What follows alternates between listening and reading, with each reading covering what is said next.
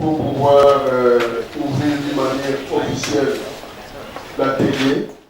Les avancées ont été beaucoup plus enregistrées dans les domaines de la santé, l'éducation et le bien-être de l'enfant, mais aussi de la femme. Arsène Azando Sessi, chef de bureau UNICEF.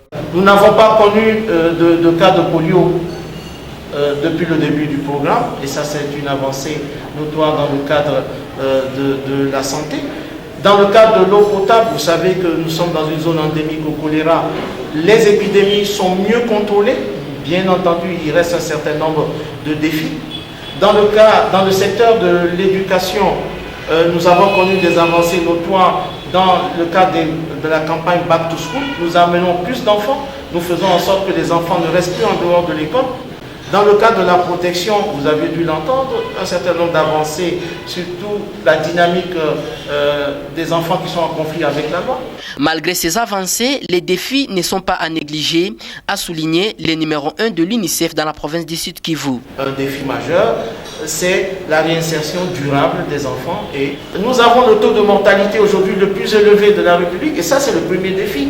Pour les acteurs de la société civile présents à ces assises, les 2 ans qui restent sont cruciaux et donc l'UNICEF doit renforcer la communication pour que les bénéficiaires en profitent de plus. Patrice Loabagouma.